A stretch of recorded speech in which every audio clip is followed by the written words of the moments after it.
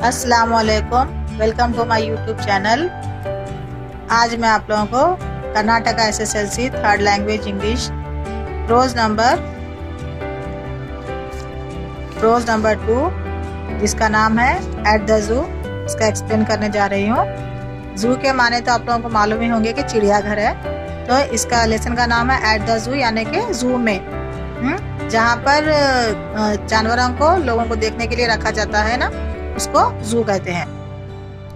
तो ये लेसन एक लेटर के फॉर्म में है।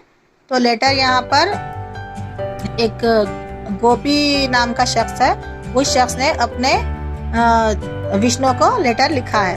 उस लेटर में उसने ये अपने ख्यालात का इजहार किया है कि वो विजिट करके आया है जू को जाकर गोपी। तो गोपी ने अपने तासरात बयान किए हैं कि जू में उसने क्या क्या देखा, किन किन जानवरों को देखा। तो उस विष्णु को उसने अपने ख्यालात का इजहार किया है।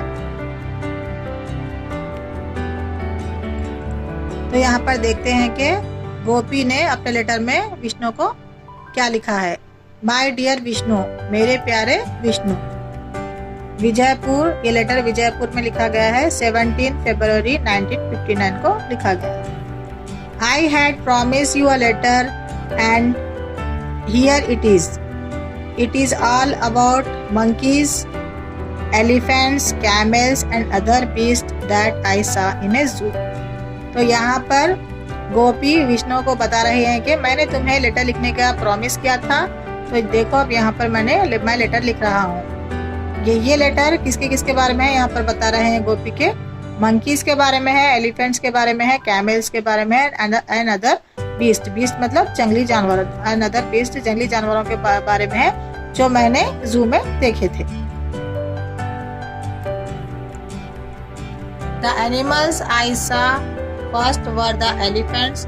There were a baby elephant, a mother elephant and a grandpa elephant. The baby elephant was rocking, though its chain legs. The mother elephant was looking sad. The grandpa elephant was saddled and girt with his trapping. The keeper had unchained its legs, and the elephant was moving about with a cargo of excited children on its back. At this sight, I was reminded of the ambition of my childhood to ride on an elephant, but alas, I was now no longer a child. तो इस paragraph में गोपी अपने विष्णु को कह रहे हैं यहाँ पे कि मैंने जो जू में इंटर होते ही जो सबसे पहले मैंने क्या देखा, एलिफेंट्स को देखा जिसमें बेबी एलिफेंट था, यानी कि एलिफेंट का छोटा बच्चा था, और उस एलिफेंट की माँ थी, बेबी एलिफेंट की माँ थी, और ग्रैंडपा एलिफेंट यानी कि बूढ़ा एलिफेंट भी वहां पर था। The baby elephant was rocking, तो बेबी एलिफेंट मतलब रॉकिंग मतलब उछल रहा था चैन में, चैन उसका पैर चैन से बंधा हुआ था, लेकिन फिर भी वो उछल रहा था अपने जगह पे। The mother elephant was looking sad, mother elephant बहुत ही उदास थी, and grandpa elephant was saddle, मतलब ग्रैंडपा एलिफेंट के ऊपर एक लेदर की सीट बंधी हुई थी, क्योंकि वो बच्चों को आराइशी झूले जैसा था उसके ऊपर पीठ पे बंधा हुआ, ताकि वो बच्चों को ले जा सके। The keeper had unchained it's legs, तो जो महावत रहता है ना, और वो जो हाथी का जो रखवाली करने वाला होता है, उसने अनचेन मतलब चेन खोल दी थी उसके पैरों की, ग्रैंडपा एलिफेंट के।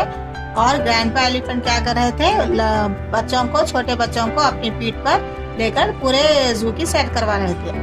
At this sight, I was reminded of the ambition of my childhood to ride on an elephant.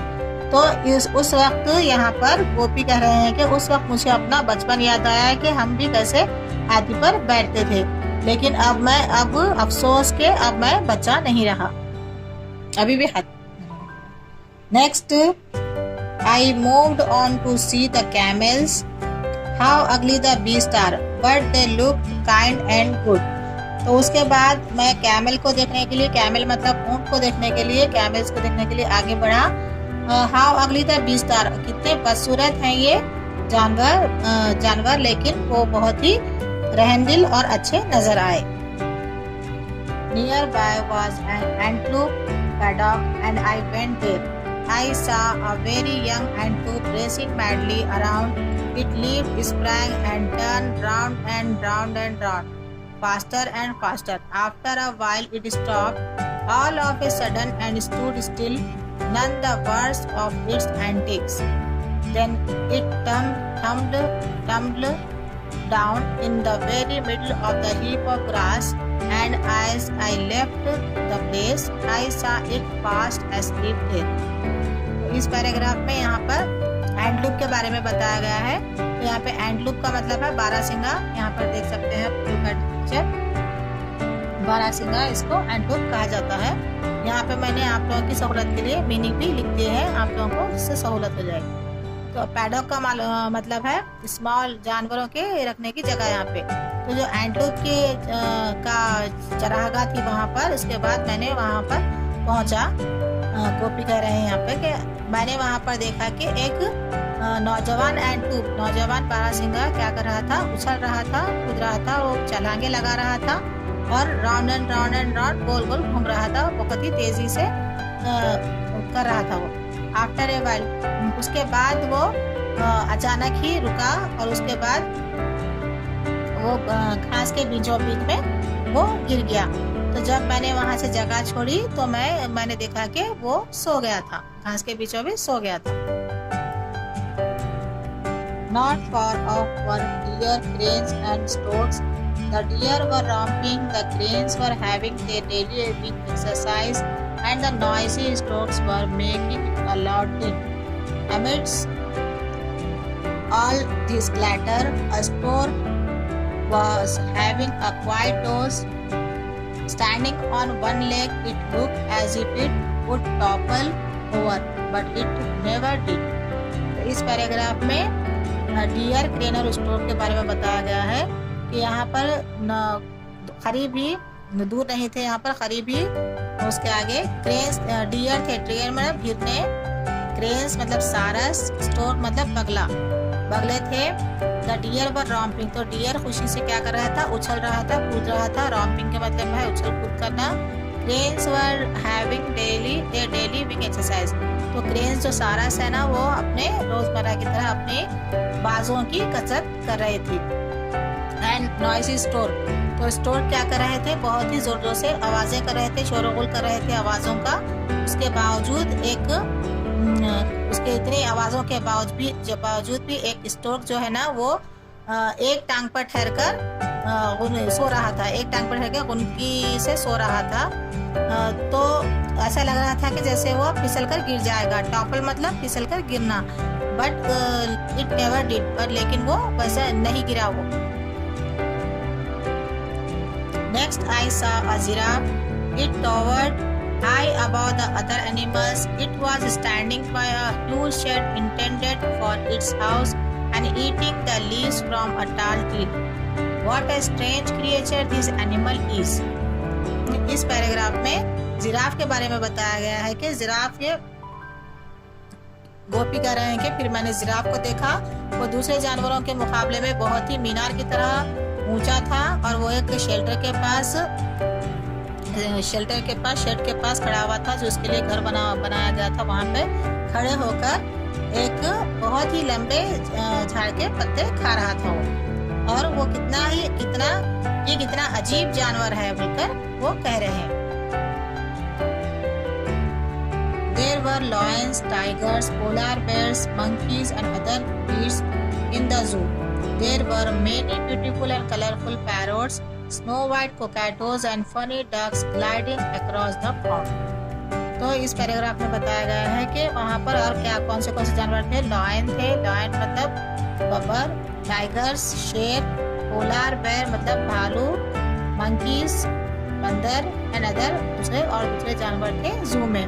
और यहाँ पर बहुत ही ब्यूटीफुल खूबसूरत कलरफुल पैरोट थे, मतलब अलग अलग कलर के कलरफुल पैरोट थे। स्नो वाइट कोकैटोस, कोकैटोस मतलब माने है ऑस्ट्रेलियन पैरोट, जिसके ऊपर एक छोटी सी कलगी बनी हुई होती है, तो उसको कोकैटोस कहते हैं, कलगी वाला तोता कहते हैं। And bunny ducks gliding across the pond, ducks भी वहाँ पर अजीब तरीके से फिसल रहे थे। कहाँ पर? पॉन्ड में, एक तालाब में। I would like to discuss the need for maintaining a zoo. VIPs and VVIPs have started adopting certain caged birds and animals. I have a dilemma in my plan. तो यहाँ पर गोपी कह रहे हैं कि मैं चिड़ियाघर की निगहदाश्त के बारे में ज़रूरी एक बात कहना चाहता हूँ कि वहाँ की ज़रूरत के हिसाब से, मेंटेनिंग के हिसाब से जू की एक बात कहना चाहता हूँ कि जो अहम शख्सियतें हैं, very important persons and very important persons, इसका फुल फॉर्म है। तो उन्होंने क्या किया है? जानवरों को पकड़कर, परिंदों को पकड़कर और जानवरों को पकड़कर उन्हें कैद करना शुरू किया है। पिंजरे में कैद कर वो गोद लेते हैं, अपने घर लेकर जाकर पालते हैं। तो यहाँ पर एक कह रहे हैं कि मेरे दिमाग में, मेरे जहन में यहाँ पर एक सवाल आया है, बोलकर कहते हैं। डिलेमा मतलब है डाउट, मेरे जहन में एक डाउट आया है बोलकर वो कह रहे हैं। Is it right to capture and cage birds and animals? On the other hand, the newspapers bring us conflict between man versus wild animals. Okay, let me write in detail about the subject in my next letter. With love to father, mother, Kasturi and you. I am your affectionate brother गोपी। तो इस paragraph में गोपी ये कह रहे हैं कि जानवरों को और परिंदों को जो भी अहम शख्सियतें पकड़ते हैं, उनको कैद करके लेकर जाते हैं अपने घर में पालने के लिए, क्या ये सही है? क्या ये सही है? और उसके दूसरी तरफ न्यूज़पेपर्स में हमेशा लिखा जाता है कि इंसानों के बारे में और जंगली जानवरों के बारे में हमेशा से न्यूज़पेपरों में भी लिखा जाता है यहाँ पे। Okay, let me right. तो यहाँ पर वो इस लाइन में कह रहे हैं कि ठीक है, मैं इसके बारे में डिटेल में नेक्स्ट अपने लेटर में आपको लिखकर बताऊंगा। तो विथ लव, फिर मेरा सभी को प्यार दे, फादर को, मदर को, कस्तूरी को और तुमको मेरा बहुत सारा प्यार। मैं यहाँ पर कह रहे हैं I am your affectionate brother, मैं तुम्हारा प्यारा भाई गोपी। तो यहाँ पर हमारे लेसन एट द जू खत्म होता है। होप कि आपको समझ में आ गया होगा। अगर आपको ये वीडियो अच्छी लगे तो इसको लाइक, शेयर, सब्सक्राइब करना ना भूलें।